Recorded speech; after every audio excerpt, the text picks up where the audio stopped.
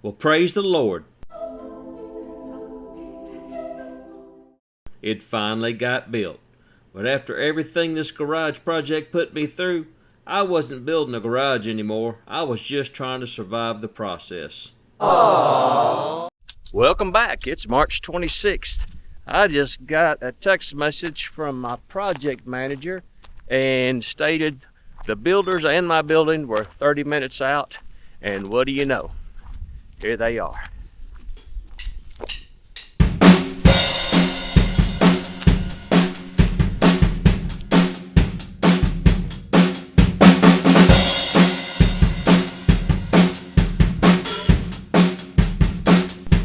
After enduring the absolute chaos of getting the slab poured, I honestly didn't know whether to celebrate these guys' arrival or start preparing mentally for another disaster. But if I want a place to park this red beast, I guess I'm committed to the process now. They showed up with this little guy hanging from the mirror. I'm not gonna lie, confidence levels weren't exactly skyrocketing.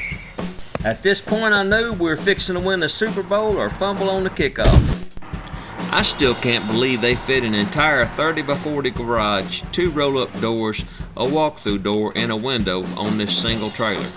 But believe it or not, that was the least of my surprises. This ain't good.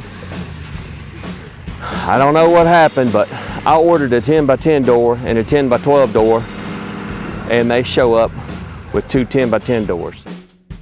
The slab was already set up for a 10-foot door and a 12-foot door. So when they unloaded 2 10 by 10 doors, I started getting that familiar feeling this project wasn't quite done fighting me yet.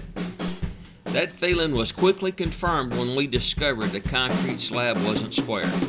Not only was it out, it wasn't even a full 40 feet long. It was about 1.5 inches short, which doesn't sound like much until you're trying to build a 40-foot building on top of it.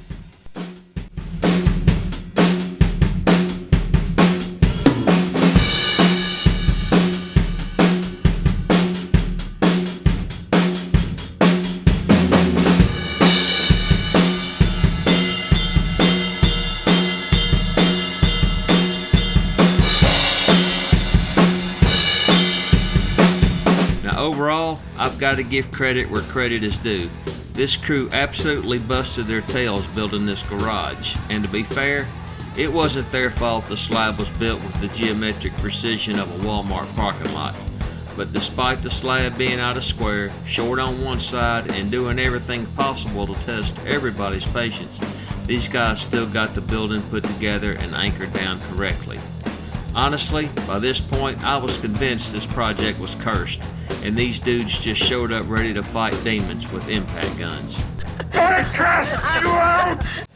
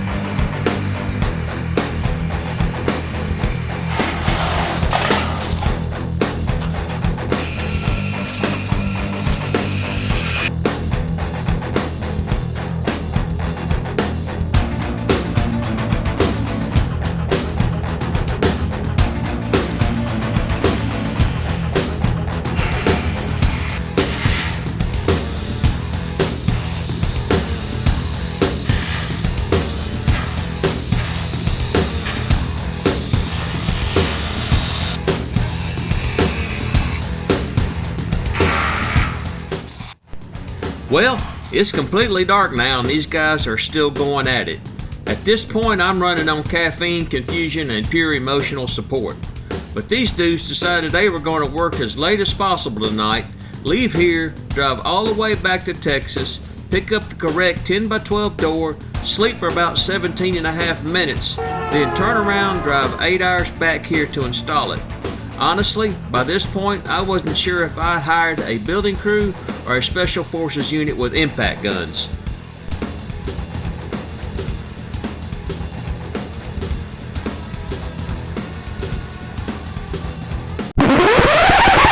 But wait a minute, how exactly do you anchor a square building to a not square slab?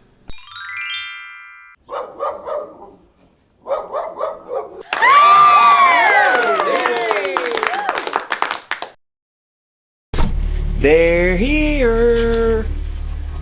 Oh, remember that bit about them driving to Texas and coming straight back with 17 minutes to rest? Scratch the 17 minutes. These guys left North Mississippi around 10 o'clock Thursday night and weren't supposed to be back until Saturday morning. They showed up back in my driveway at 3 o'clock Friday afternoon with the correct door. At this point, I'm honestly not convinced they actually drove. Sammy Hagar would be proud. The crew wrapped up the trim work, hung the doors, and somehow managed to turn this whole chaotic process into one seriously good-looking garage. I like it. After everything this project put me through, it's probably a good thing I shaved my head years ago.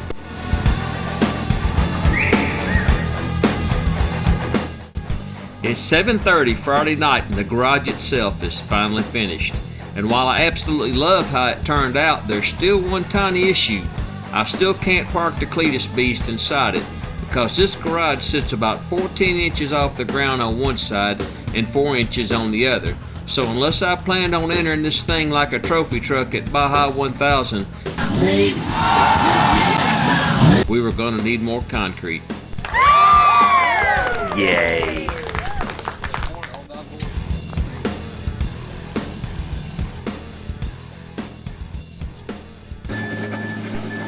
After getting several bids for the concrete apron, I realized something very quickly. Apparently, I had accidentally entered a long-term financial relationship with the concrete industry. So later in the video, I'll break down all the specs and exactly how much this entire simple garage project actually cost me.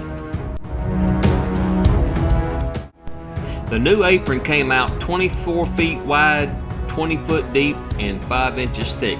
And apparently this wasn't just concrete. This was premium high fiber top shelf, apparently handcrafted artesian concrete. Now I generally can't tell whether there's really that much difference in concrete or if that's just what they tell suckers like me right before they charge us the price of a new bass boat. Let me know what y'all think in the comments. And oh, most importantly, the new concrete apron has officially passed inspection with Zena.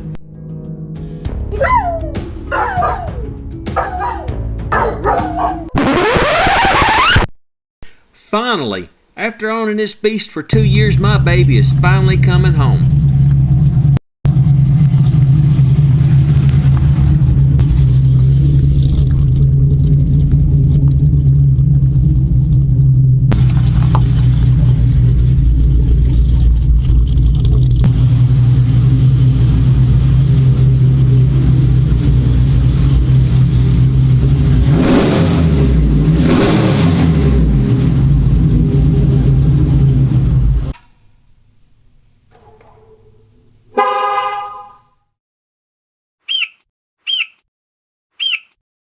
If you made it this far into the video, seriously, thank you. I've been shopping around for a turnkey garage building for quite a while now. In fact, Facebook figured it out before I did. Judging by my Facebook feed, they thought I was building an industrial park.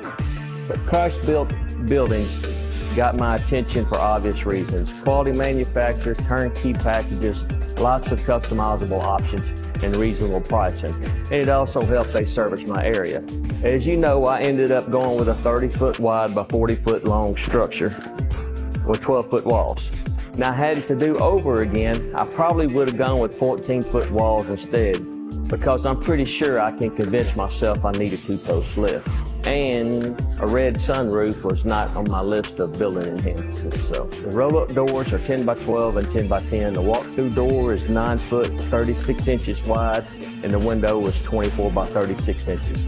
The cost of the building alone came out to $27,348 and a nickel, which sounds way more painful when you include that nickel. Now, the concrete slab, which caused more headaches than cheap whiskey ever has, was also supposed to be 30 by 40. The concrete crew's tape measure skills came in second to their bearing equipment in the mud skills. So the front half was forward 4 inches, supposed to have been 4 inches, and the rear was supposed to be 6 inches to accommodate my eventually accidentally bought two-post lift. If you hadn't seen the slab pour video, go watch that disaster immediately. They had So much equipment buried so deep for so long, I'm pretty sure the operators learned Mandarin. The fill dirt they needed never made it, so they wound up pouring 22 yards of premium high-fiber hardened white gold, and the final cost of the slab alone was $12,700. So after applying my massive $2,048 and 1 nickel military discount, the grand total of the building and slab came out to be $38,000, which is impressive considering originally I thought I was just building a garage. Concrete apron was never part of the original plan, but after the garage ended up sitting at an elevation normally reserved for commercial aircraft, the apron wasn't too low? 24 feet wide, and we decided to make it 20 foot long just to keep from getting red paint on my new white gold when the truck high centered. The apron cost me $3,500, which wasn't too bad. Then add the incredibly aggressive $69 building permit, and the grand total for this entire garage project came out to be $41,569. At this point, I'm not feeling great.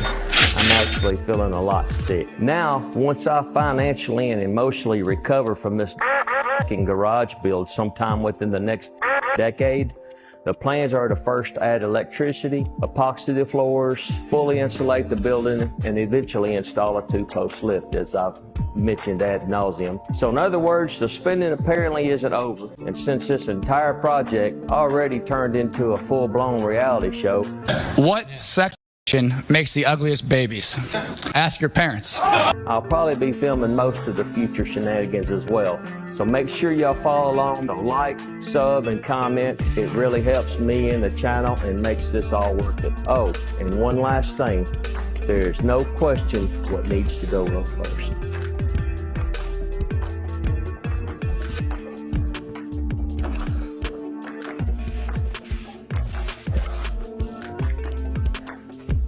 Rest in peace, Kyle. Gone but not forgotten.